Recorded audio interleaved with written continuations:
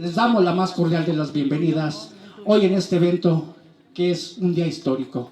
Un día histórico porque vamos a conocer una reliquia plasmada en un ejemplar, llamada Morismas y Parroquia de Pánuco, Zacatecas. Agradecemos a todos los presentes y nuevamente sean bienvenidos. Ahora permítame presentar a las autoridades invitados especiales que hoy nos acompañan. Se encuentra con nosotros presidente municipal Juan Rodríguez Valdés. Fuerte el aplauso para él.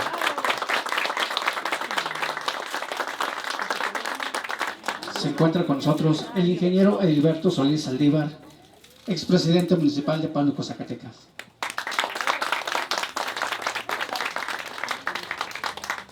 Se encuentra con nosotros la maestra Marta Hernández Aguilera, regidora de la Comisión de Cultura.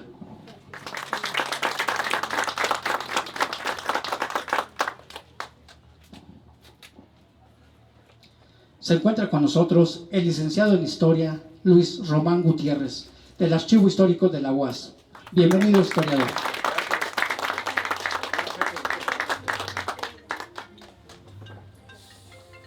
También se encuentra con nosotros el profesor José García, pintor.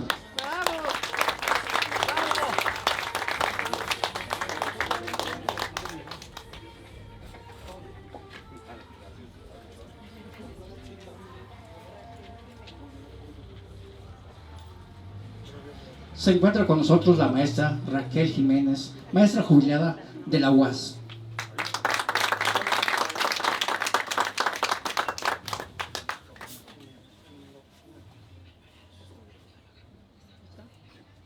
Se encuentra con nosotros la arqueóloga Ruth Alvarado de la Era.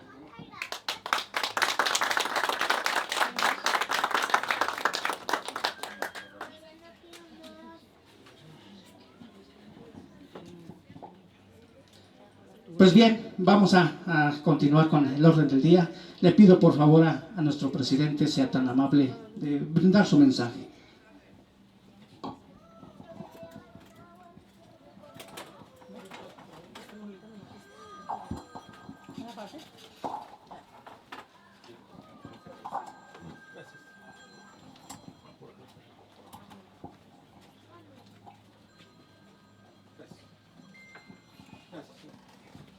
Bueno, pues muy buenas tardes a todas y a todos. Bienvenidos a este bonito evento que el día de hoy se realiza aquí dentro del Festival Cultural de Pánuco.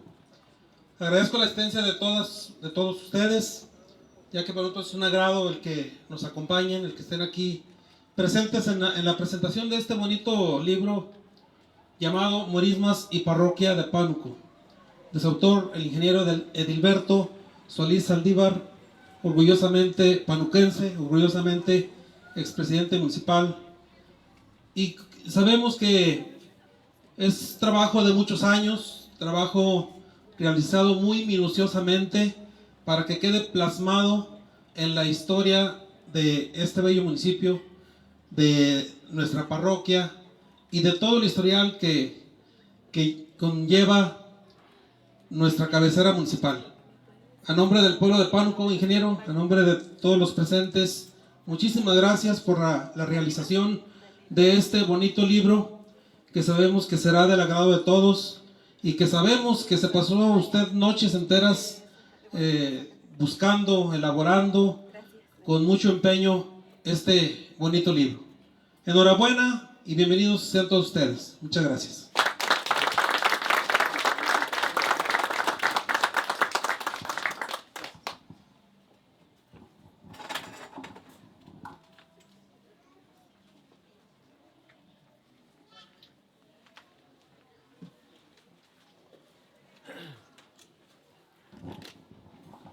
Pues bien, gracias por su mensaje, señor presidente. Al hablar de Pánuco, Zacatecas, es hablar de historia, de tradiciones, de costumbre, pero sobre todo de valores. Hoy en este día, en este libro, en este ejemplar, tenemos un tesoro en las manos, el cual se les dará un uso muy propio para conservar este bonito tesoro, esta bonita reliquia. Al hablar de cultura, al hablar de historia, es algo que lleva en la gente de esta bonita localidad. Ahora permítame presentar a las personas que harán posible que se lleve este evento, a los moderadores, la doctora Fátima de Lira Uranday. Bienvenida, doctora Fátima. Y al doctor José Enciso Contreras. Bienvenidos. Les cedo el uso del micrófono para que lleven a cabo lo que es la presentación.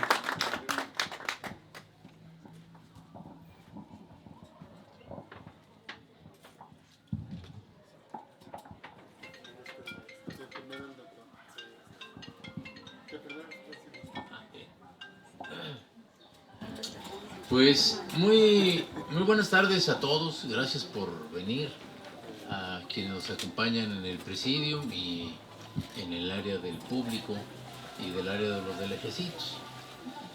Miren, me da mucho gusto venir a este tipo de eventos por varias razones. Una, es muy raro, rarísimo, es raro que los ayuntamientos financien obra cultural en materia de libros. Es raro. No rarísimo porque aquí se da un caso, ¿verdad?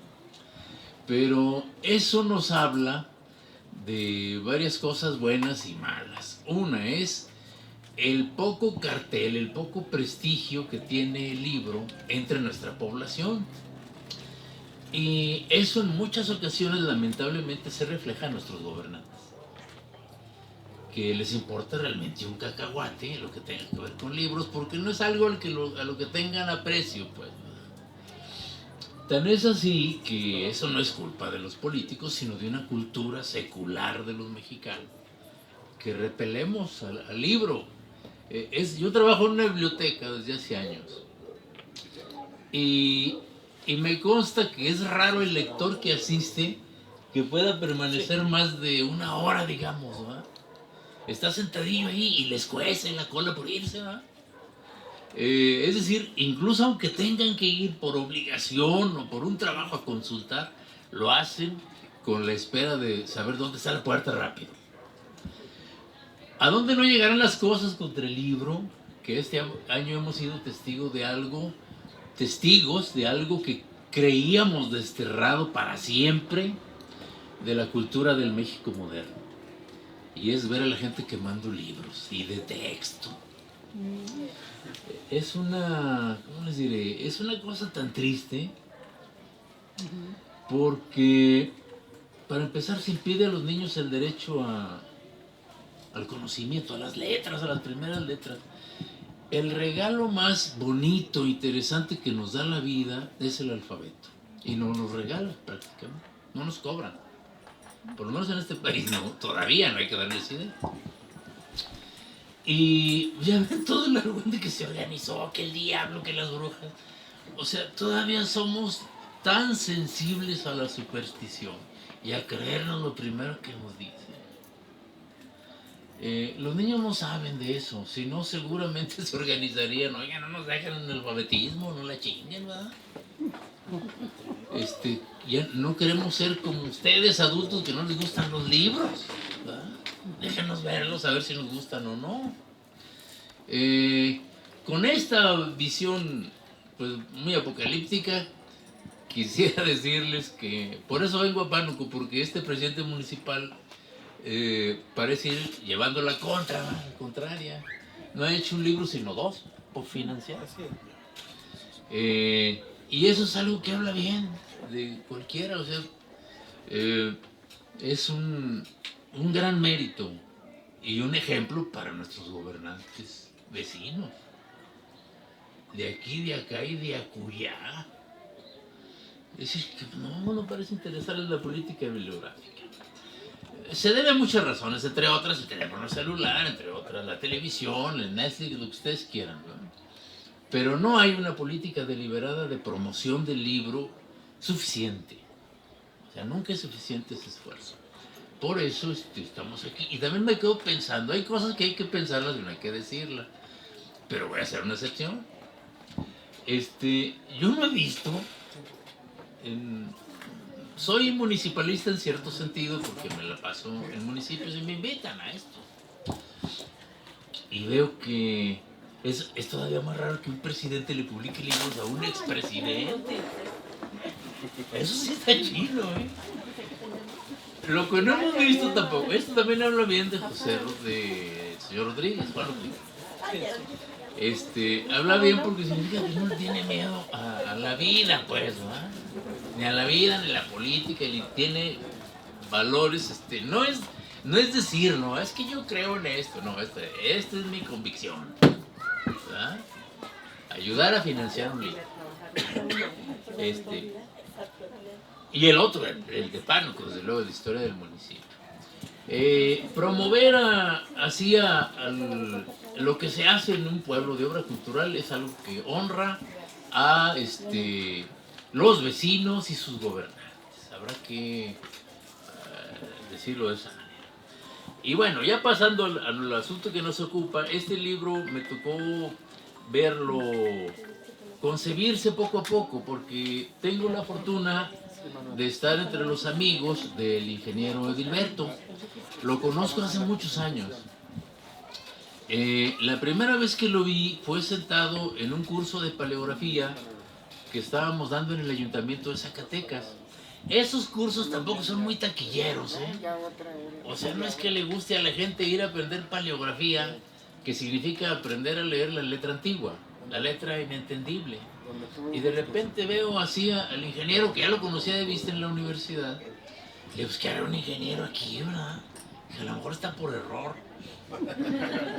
Pero no, ya después, muy aplicado, muy no éramos muchos tampoco, pero era muy... estaba con muchas ganas de participar. Y aprendió cosas, porque el curso poquito que duró lo aprendió. Y yo pensaba, lo que es no tener que hacer, venía a aprender paleografía. Pero bueno, estaba bien porque asistía a la gente. Y ya con el tiempo, pues me fue comunicando esa preocupación que tenía por conocer la historia de Pánuco. Pero esto que les hablo yo, pues hace mucho tiempo. Yo quería para 30 años, ¿no? Eso. 30 años. No es que se haya pasado los 30 años sentado en el archivo tampoco. Ha hecho su vida. Pero parte de su vida y de sus preocupaciones es el conocimiento del pasado de la tierra que lo vio nacer. Y como a partir de... Si alguien, un ingeniero civil, le da por aprender paleografía para conocer la historia de su tierra, es que siquiera su tierra. Le dedica el tiempo, le dedica la atención, le dedica la reflexión sobre el asunto. Yo creo que esta es una bitácora, al igual que el libro sobre historia de Pánuco, está escrito también a manera de bitácora ciertas partes, porque se dedica a discutir con las ideas o mitos que hay acerca de Pánuco y lo que se puede comprobar documentalmente. Y casi narra cómo lo va encontrando, ¿verdad? Se preocupa, como cualquier historiador profesional o aficionado, por el mito del origen, ¿verdad? ¿Cuándo nace la cofradía y la parroquia? En la parroquia parece no haber problema. En las cofradías sí.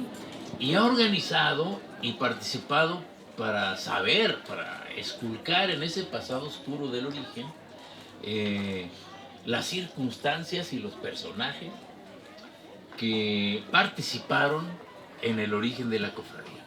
La cofradía llega con los españoles, como muchas cosas que tenemos, la mayoría. Cultura, lenguaje, religiones. Antes no había nada de eso aquí. Casi ni gente, ¿verdad? En tiempos prehispánicos la población de por aquí pues, era muy rala. Y eran un mundo diferente, pues, totalmente diferente. Los españoles llegaron con cosas materiales, visibles, palpables, y con otra mochila de cosas que no se ven a simple vista. Por ejemplo, lo que trajeron consigo, la mochila que traían consigo, lo principal es el idioma castellano. No se veía, pero se oía, ¿verdad? Trató de adaptarse y lo hizo con éxito a las circunstancias locales. Las creencias que traían tampoco eran de aquí. las traían en la mochila de su cultura y la fueron diseminando. Desde luego que esa religión no era a ver si les gustaba a los indios, ¿verdad? Ahí les dejo hasta ver qué opinan, ¿verdad? Si les gusta se lo ponen en este chaleco y si no, pues ahí lo dejan. No, era fuerza, ¿verdad? Es un chaleco que se ponen a chaleco, además. Había opiniones diferentes entre los mismos misioneros, ¿verdad? Había gente que sí decía, no, vamos a ver si les gusta. Decía las casas y muchos frailes de ese sentido decían, tiene esa fuerza, ¿no? Pero bueno, las cosas no fueron así. Culturalmente también las cofradías llegaron en esa mochila porque era una práctica religiosa. Y lo es, aunque no solo religiosa. Tenía su origen en la Edad Media. Fíjense qué tan antiguo no sería. Los pueblos europeos, las naciones europeas, de Europa, de Oriente y Occidente, tuvieron esto como práctica.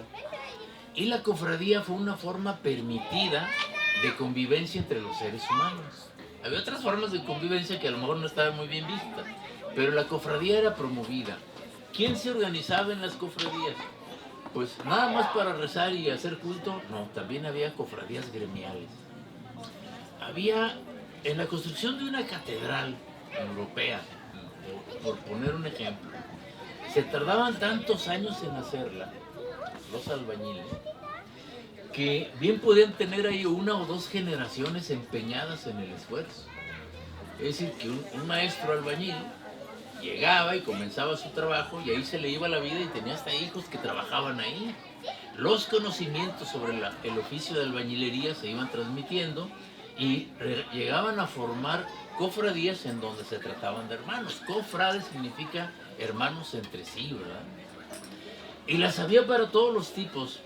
En Zacatecas recuerdo haber visto documentos, así como las había en otras ciudades, cofradías para ayudar a la gente a bien morir, por ejemplo. O una de las funciones de la cofradía de culto era ayudar a la gente a que muriera bien, si es que eso es posible. Creo que sí, ¿no? Si le agarran uno dormido, está bien. Pero si no era, ayudaban a cuidar al agonizante, a procurarle medicinas, tenían cajas de ahorro y en los casos de los ejecutados, de los supliciados, pues una de las maneras de aplicar penas a la gente, a los habitantes de Zacatecas, de Pánuco, de estos lugares, de toda la Nueva España, era colgarlos o bien en ocasiones hasta descuartizarlos, ¿no? Es decir, si alguien cometía un delito tan grave, pues no le quedaba otra más que, decían las sentencias, que lo cuelguen por el pescuezo hasta que muera de muerte natural. Una vez que se colgaba y que moría, se descuartizaban y cada uno de sus miembros se ponía a la entrada de la población. ¿Para qué? Para que sirviera de escarmiento. Y había cofradías que, entre otras cosas, se dedicaban a bajar esos cuerpos y darles cristiana sepultura. Esto se me hace algo muy cristiano, hay mucha gente que se dice cristiana, pero en los hechos hacer algo así, ir a bajar un cadáver putrefacto de un prójimo, porque era un prójimo correligionario que tenía la misma religión, y las cofradías estas iban rezando y haciendo actos de culto y bajando esas partes y dándoles sepultura. En ocasiones los delincuentes no tenían quien viera por ellos, y más cuando estas cofradías lucían más cuando la justicia pescaba a los bandidos, porque los agarraban en masa, ¿no? Cuando los agarraban, y los ejecutaban en masa cuando los ejecutaban, y los bajaban de sus colgaduras también en masa cuando los bajaban. Para esto había que pedir permiso, pero bueno, no nos vayamos tan lejos en eso. Lo que quiero decir es que había cofradías, más bien las funciones de las cofradías eran casi para todo. En los pueblos de indios esas cofradías tenían cajas de ahorros.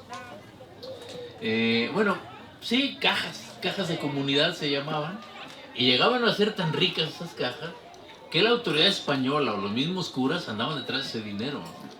El virrey, los virreyes novohispanos, no nomás lo dijeron una vez, sino varias veces lo prohibieron, de que nadie metiera mano en las cajas de comunidad de los indios.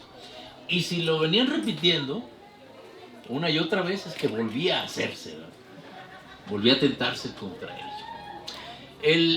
El libro que hoy presentamos y que felicitamos tanto al ingeniero como a los vecinos de este municipio, pues aborda en torno a eso.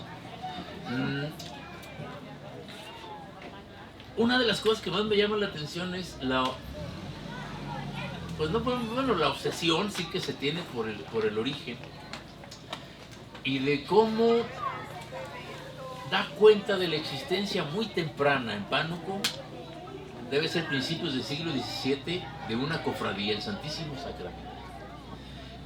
Creo que por otro lado, ese Santísimo Sacramento, no sé si sea una réplica, si estamos hablando de principios del siglo XVII, 1600 y tanto.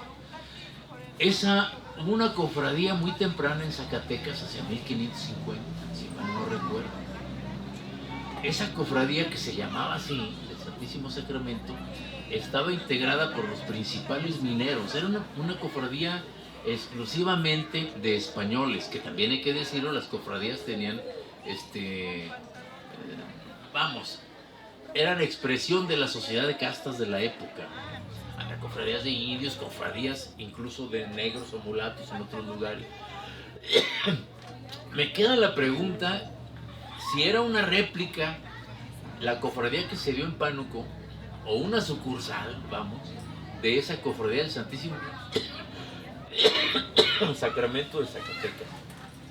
O bien puede ser que fuera una cofradía original de aquí. Otra de las cosas que ya queda fuera, gracias, de toda duda en el libro del ingeniero, es la primera advocación o la primera veneración que se tuvo patronalmente, que fue la Virgen de la Victoria, hasta donde entendí. Y cómo la imagen de San Juan Bautista comienza a llegar poco a poco, con un cuadro, al bautisterio de esta parroquia. Yo no sé, entendí en la exposición que hace el ingeniero Edilberto, de que la fe, la devoción que tienen los originarios de Pánuco por San Juan Bautista comienza desde el siglo XVI, pero a partir de la instalación de una imagen en el bautisterio. No soy muy experto en estas cosas, ni hasta qué punto compiten un santo con otro. Nunca me he puesto a estudiarlo. Sí sé además que tienen modas, de lejos y sin conocer mucho del tema. Yo recuerdo de niño, por llamar un ejemplo, pues San Judas no era un santo muy taquillero. O sea, nunca me puse a reflexionar en eso siendo niño. Pero recuerdo que el santo realmente taquillero era el Sagrado Corazón, en todas las casas de Zacatecas. Y veo cómo las generaciones van sustituyendo devociones una tras otra. De que hay santos que están de moda y otros que se están descontinuando. Y la llegada de San Juan Bautista a Pánuco tal parece que ha llegado para quedarse. Y al contrario, otras devociones han ido disminuyendo, por lo que entiendo. La organización de la cofradía de San Juan Bautista, por otro lado, es parte de la cultura regional zacatecana. Lo he dicho en este foro y en otros, de que hay muchas formas de ser zacatecano. Una de ellas es zacatecano nacido en el estado, ¿verdad?, de Zacatecas. Pero hay otra zacatecanidad más nuclear, más fundacional, que es zacatecano nacido en Zacatecas, en la ciudad. Esa zacatecanidad es lo que da identidad al resto, digamos al resto de la entidad federativa.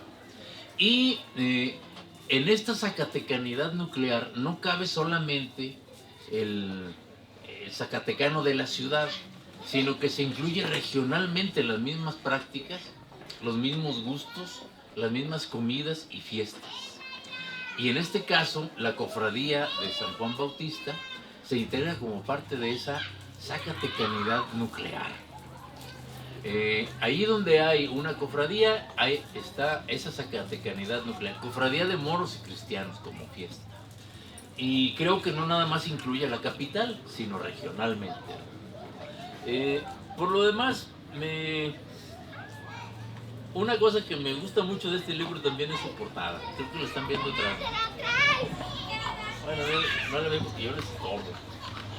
Pero me gusta porque por el colorido que tiene para empezar. Pero en segundo lugar, por el empeño, por el esfuerzo que es caminar cargado con el atavío. Y encima tocando marchas militares. Creo que el esfuerzo más grande está en los rostros de estos panuquenses que se esfuerzan soplando una corneta, pues, o haciendo instrumentos. La foto es del hijo ingeniero, de Abraham, aquí presente, que se ha dedicado a tomar muchas fotos de las fiestas de Pánuco, y es una de las que más me gusta, de las imágenes que he visto y que más me gusta para ilustrar esa secanidad. Pues no me queda más que agradecer la presencia de ustedes, la invitación que me han hecho, y pues recomendarles ampliamente la lectura de este libro, que es muy valioso por las respuestas que da, pero también por las preguntas que plantea. Entonces, pues muchas gracias por su atención.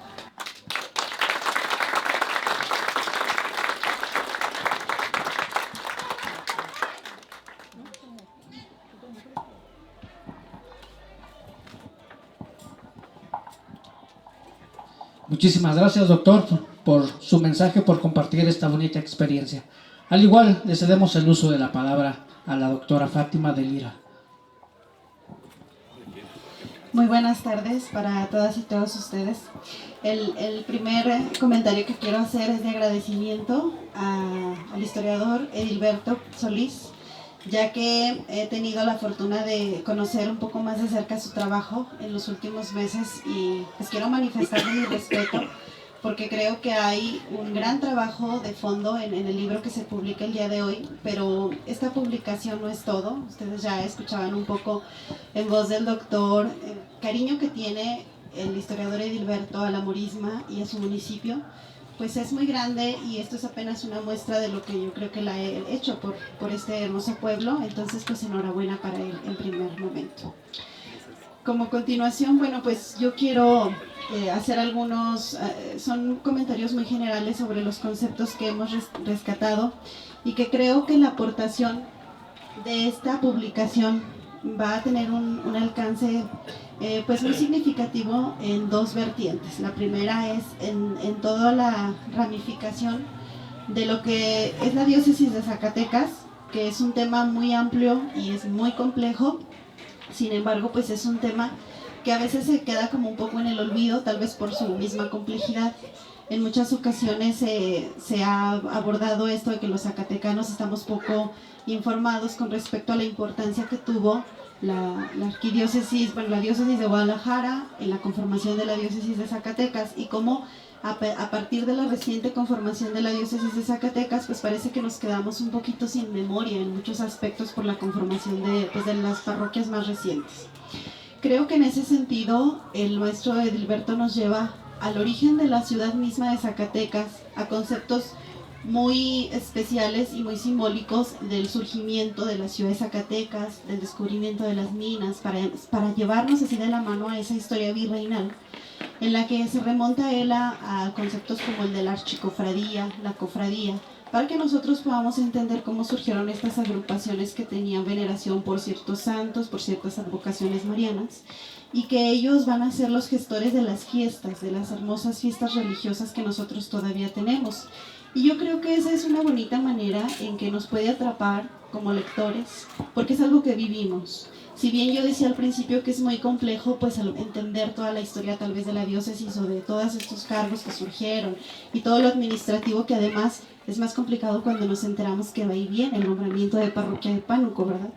Entonces ya al saber que es algo que vivimos y nos engarzamos desde esa fiesta, yo soy morismera, a lo mejor algunos de ustedes no son, o tenemos familiares morismeros, simplemente la morisma es la fiesta más sonada en todo el estado de Zacatecas, y rápido volteamos a ver a Pánuco. Y entonces ese ganchito de decir, la morisma, la más antigua, la más simbólica, pues ya nos hace interesarnos en la constitución de la archicofradía y por tanto de la parroquia y por tanto de la diócesis.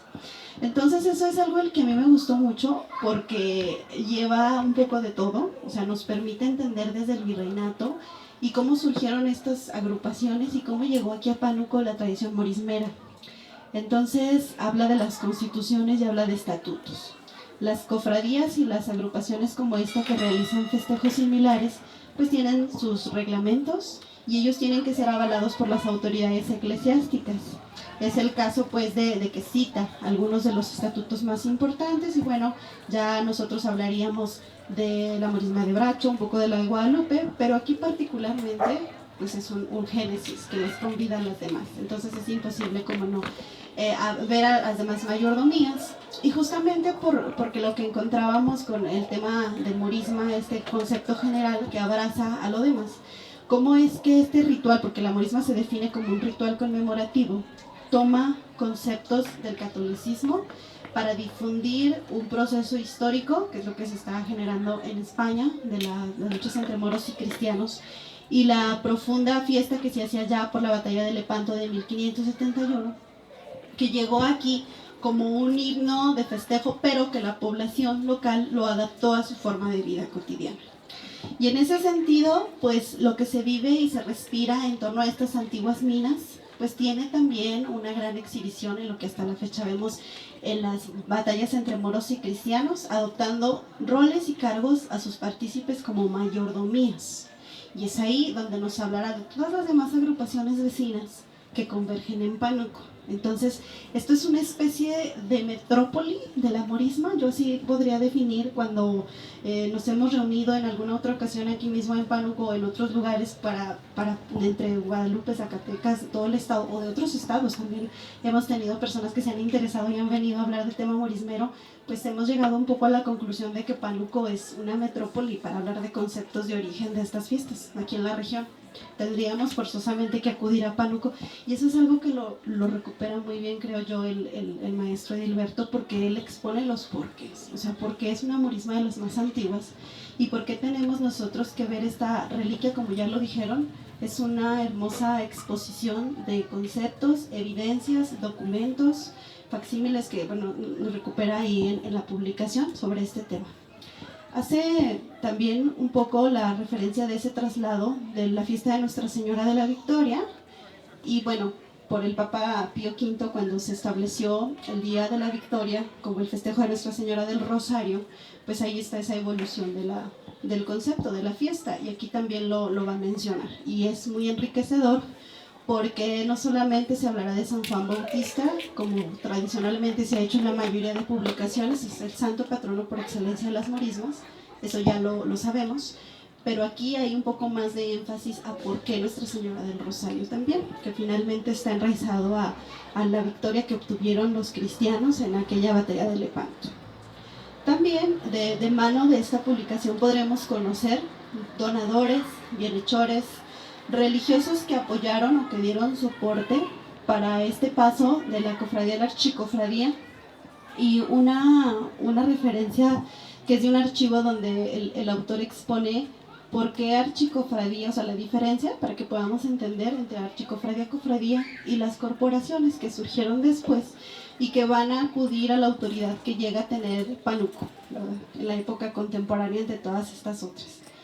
Habla de personajes, que es un tema muy rico, no solo hablar de los pasajes medievales, sino también acentuar un poco más en la tradición del siglo XVI, cuando ya se crean las figuras, que son algunas de la ficción popular, otras que son personajes históricos como Juan de Austria, como Felipe II, o también los personajes moros, ¿verdad?, que son del Islam y que también por ahí van a aparecer.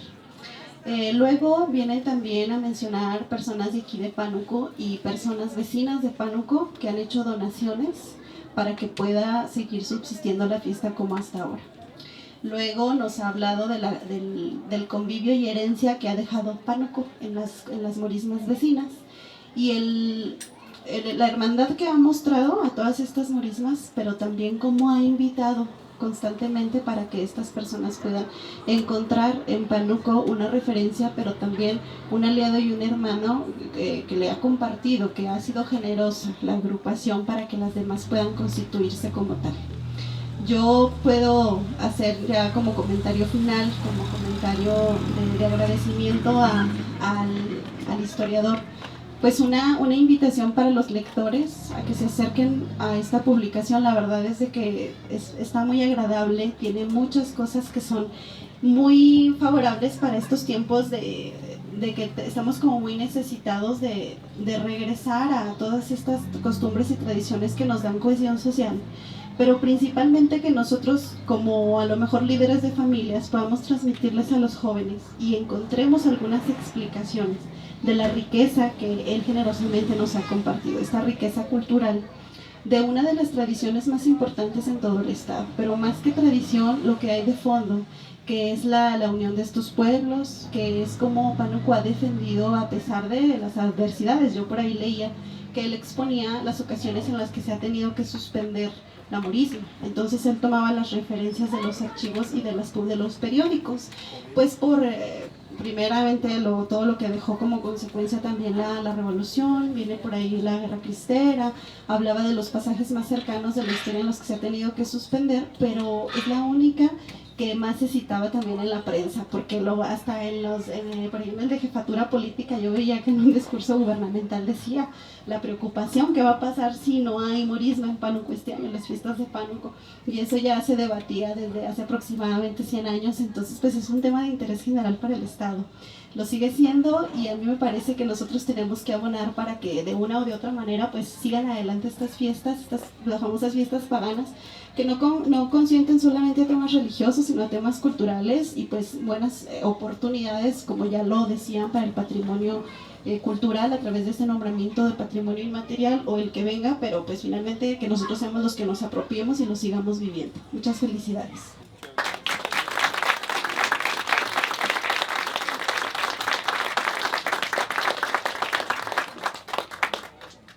Muchísimas gracias, doctora, por su mensaje. Igual quiero pedir nuevamente un fuerte aplauso para los exponentes del libro. Por favor, les damos un fuerte aplauso. Si están dando.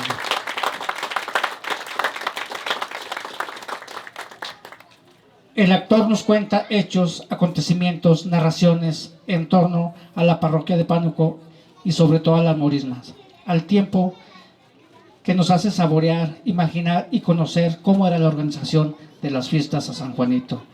Le cedo el uso de la palabra al ingeniero Edilberto Solís, quien es el autor principal de este bonito ejemplar.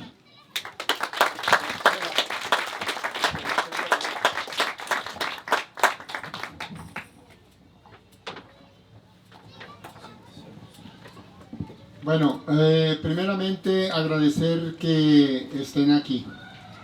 Muchas gracias al doctor José Enciso Contreras, a Fátima,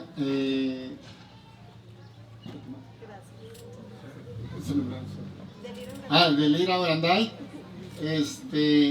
a todos ustedes, amigos, paisanos, familia, etcétera, que están aquí. Muchísimas gracias, los adoro.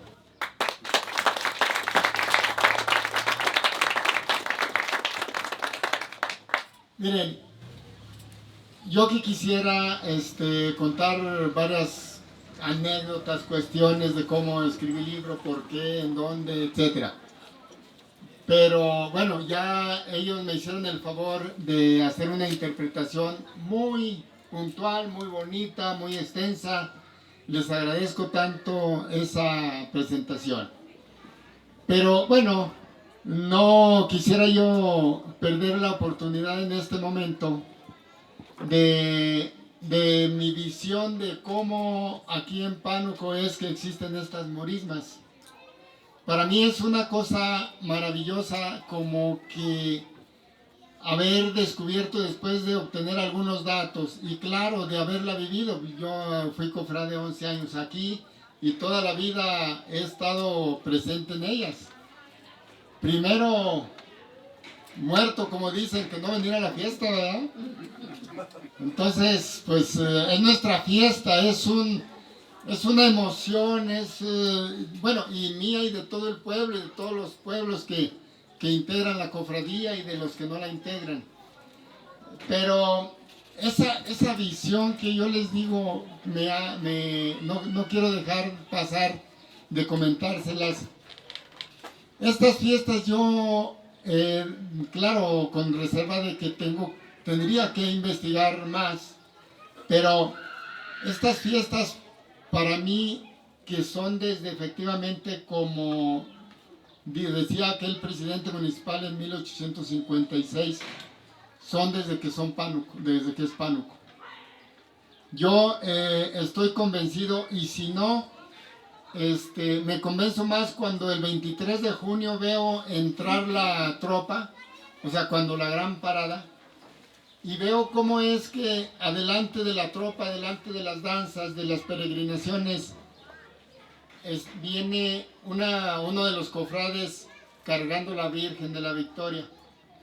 Y luego viene a su lado otro cargando a San Juanito. Y eso a mí me refleja ni más ni menos que la herencia que nos dejó don Cristóbal de Oñate y Diego de Ibarra. Ellos dos, estos dos conquistadores, que también lo hicieron no nada más en el descubrimiento de las minas de Pánuco, sino que también en la ciudad de Zacatecas, y bueno, y un historial mucho más grande que tienen, de que en el caso de Diego de Ibarra, aquí está la capilla que afortunadamente todavía está en pie, una de las pocas capillas del estado que quizás se conservan en pie, porque pues contemporáneas podría ser Mexicapan o Mexicapán, como se diga, la del Niño, y pues no conozco otras, porque en el caso, por ejemplo, de San José de la Montaña ya es más reciente que estas. Y sin embargo esta, bueno, aquí está, pues don Diego de Ibarra, en esta capilla, él pues trajo la imagen, no sé cómo fue, desde luego faltan muchos datos, pero pues es toda la herencia que tenemos. La Virgen de la Victoria era patrona en esta capilla. San Juan Bautista, pues yo no sé, y yo siento que fue don Cristóbal de Oñate el que nos trajo esta tradición, porque pues en la Hacienda Grande, en un inventario de 1706, ahí se encontró una imagen de San Juan Bautista. Juan de Oñate, que fue hijo de Cristóbal de Oñate y que hace la conquista a Nuevo México, pues el 8 de septiembre de 1596, allá hace una representación de moros y cristianos. ¿Cómo es que la hizo, sino pensando en que ya la llevaba probablemente de familia aquí, ¿verdad? Pudo haber sido también, no lo descartamos, de que no haya sido por familia, sino por una tradición ya española, ¿verdad? Ya heredada pues Hernán Cortés también hizo ya representaciones, pues no podemos asegurarlo. Martín de Zavala, pues llevaba la encomienda de cuando fue gobernador en el nuevo reino de León, de fundar 3 villas. Una de las villas que fundó pues fue San Juan Bautista de Cadereyta. Entonces, todo este ambiente que les platico, como que venimos o podemos formular la hipótesis de que pues efectivamente estas morismas en Pánuco son desde que llegaron aquí a descubrir las minas, porque ese presidente municipal dice, es que se encomendaron a San Juan Bautista y desde entonces le hacen su fiesta con tropa uniformada. Entonces la patrona, a ver si me ordené en la exposición, la patrona de Pánuco pues era la Virgen de la Victoria, pero se dice que con estos elementos podemos pues pensar que las fiestas de San Juan Bautista efectivamente son desde que se descubren las minas, 1548. A lo mejor no en ese año exactamente, porque si ellos llegan aquí un 1 de noviembre, era ilógico que de inmediato hicieran una morisma, ¿verdad? Pero bueno, ¿a qué años ya la hicieron? Porque en el caso de la Virgen de la Victoria yo la encuentro pues como patrona, lo dice un obispo de Guadalajara, que entonces pues pertenecíamos en el clero y en lo civil también allá, pero como fiesta de la Virgen de la Victoria yo la encuentro como en morisma en 1949. Entonces allí fue una circunstancia de un sacerdote que no dejó hacer la de junio y entonces pues se arrepintió seguramente. Hay varias versiones, tengo 3 versiones del origen de la fiesta de la Victoria. Una, que el sacerdote se enfermó a tal grado que pues prometió, al no dejar hacer la de junio, bueno, la hacemos en octubre, ¿verdad? Y la otra de ellas es que no dejó hacer esa fiesta, pero también quizás porque se arrepintió de no hacerla, juntó firmas entre la población y las mandó a Guadalajara y de allí a España, perdón, a Roma, que si se las autorizaban, y fueron autorizadas y en octubre se hizo la fiesta. Entonces, pues como morisma, la fiesta de la Victoria yo la encuentro en esta fecha, y como morisma hay indicios de que pudo haber sido desde el descubrimiento de las minas. Y les digo, para mí es muy bonito ver el día de la peregrinación, el día de la gran parada, cómo es que vienen la Virgen de la Victoria y San Juan Bautista. Entonces, esa herencia que nos dejaron los españoles. Así es el panorama que tengo. Quisiera platicarles mucho más. Sabemos que en el libro viene desde oraciones. Si ustedes quieren rezar, les sirve para rezar. Si quieren cantar, vienen corridos, claro, alusivos a la morisma. O si quieren cumplir como cofrades con la cofradía, bueno, pues están los estatutos. Si quieren ver el origen de la fiesta, trato de decirlo. Si quieren ver la antigüedad de cada centro, porque decíamos, se forma por 13 centros la cofradía. Bueno, ahí traigo la fecha que ya se investigó, incluso algunas fechas con ellos, con los mismos cofrades. Algunas fechas que encontré los datos en los archivos. Porque por decir Morelos 1444, si no me equivoco, pues ya lo mencionan como un centro de la cofradía de Pánuco. Estos centros 1844, Morelos. ¿Dije otra fecha? Ay, caray. Está bien, llegó los gatos todavía. Entonces, 1844, Morelos, Calera o El Bordo o algunos centros ya en ese siglo XIX ya se dice que están aquí.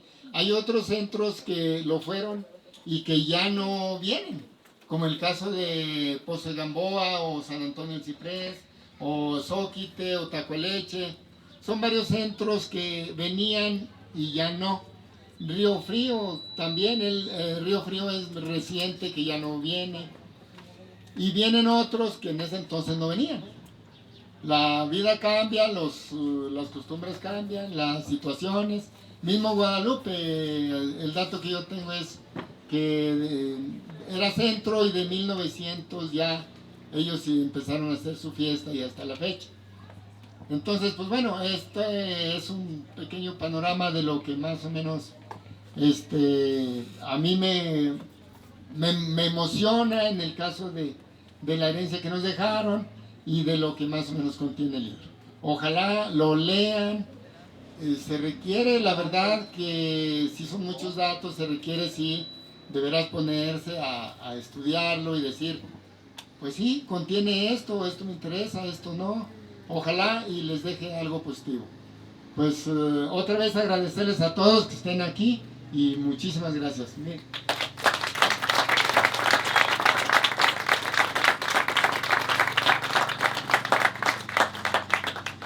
Miren, les vamos a regalar un ejemplar y para que nos alcance a todos, les vamos a pedir que sea por favor por familia. Entonces, si es por familia, yo casi les garantizo que todos vamos a llevar a casa un libro. Y también les vamos a invitar, tenemos unos elotes y no sé si hay otra cosa por aquí, quedamos que aguamiel y a ver si no tarda. Baja blanco, no sé qué más está por ahí preparado. Y pues que platiquemos otro rato después de esto, ¿verdad? Está también la colocación de la placa de la morisma, que es donde se le da el título por la legislatura de de patrimonio cultural e inmaterial del Estado. Muy bien, gracias.